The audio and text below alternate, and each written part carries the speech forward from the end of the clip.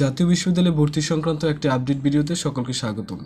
আজকে আমরা আলোচনা করব যে জাতীয় বিশ্ববিদ্যালয়ে কিভাবে তাদের ভর্তি প্রসেসটা কমপ্লিট করে থাকে, এই নতুন পদ্ধতিতে কিভাবে তারা অনার্সে ভর্তি নিয়ে থাকে।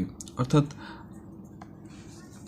এনইউ কী করে প্রথমে একটা নোটিশ প্রকাশ করে যে এত থেকে এত তারিখের ভিতরে প্রাইমারি আবেদন করতে হবে। অর্থাৎ এনইউ অ্যাডমিশন যে ওয়েবসাইটটা আছে সেইখানে আপনাকে একটা প্রাথমিক আবেদন করতে হয়। অর্থাৎ আপনি যেই কলেজে আবেদন করবেন সেই কলেজে সেই সার্ভার থেকে সিলেকশন করা যায় এবং সেই সার্ভার থেকে ওই কলেজটি নির্বাচন করে আপনি আপনার প্রাথমিক আবেদন করতে পারবেন।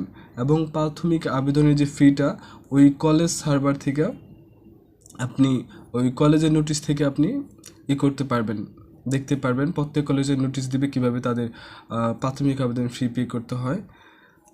দেন আপনি প্রাথমিক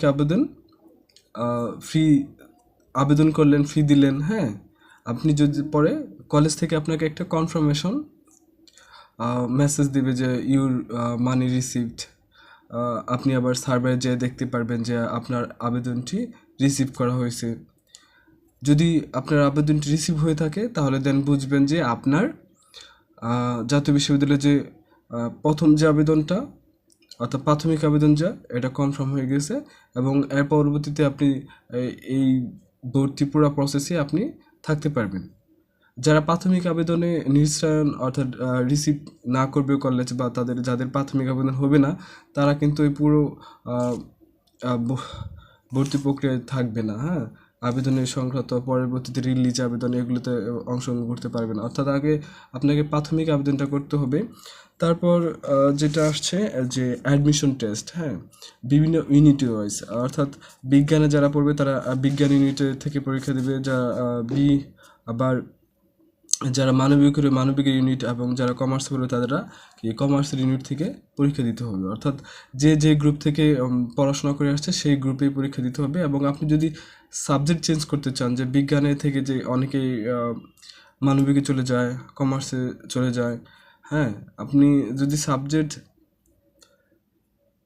চেঞ্জ করতে চান বা আপনি মানবিকের সাবজেক্টগুলো পড়তে চান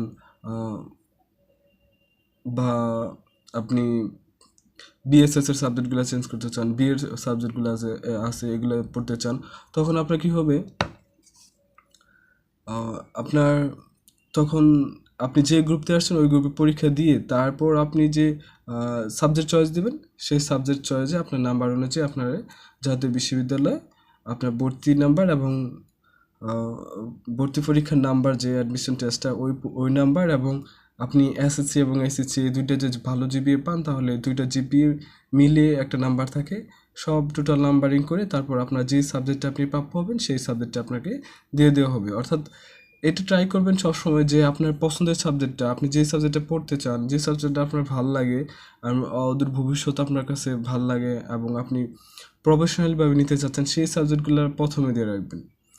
আর সাবজেক্ট চয়েসে একটু খেয়াল করে সাবজেক্ট চয়েস দেবেন, দেখবেন যে আপনি একটা সাবজেক্ট নিয়ে পড়তে ইচ্ছুক না, কারো কথা শুনে সেই সাবজেক্টটা দিয়ে রাখছেন, পরবর্তীতে এই সাবজেক্টটা আপনার যদি এসে পড়ে তখন দেন আপনি চেঞ্জ করার জন্য আবেদন করলেও আপনি নাও হতে পারে চেঞ্জ, তখন আপনার ঝামেলা হবে যে একটা সাবজেক্ট আজীবন আপনার পড়তে হবে এবং আপনার কেরিয়ার বলেন সব কিছু ওই সাবজেক্টের উপরে ডিপেন্ড করে।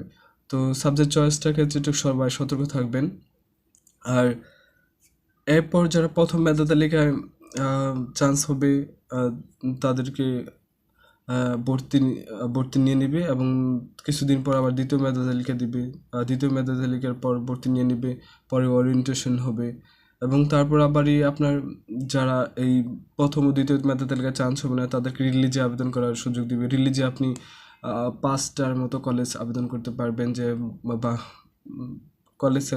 কলেজ সিলেকশন করবেন এবং ওই কলেজে কোন কোন সাবজেক্টে অ্যাপ্লাই করতে পারবে, এভাবে 5টা কলেজ পরে আবার দ্বিতীয় রিলিজ দিবে।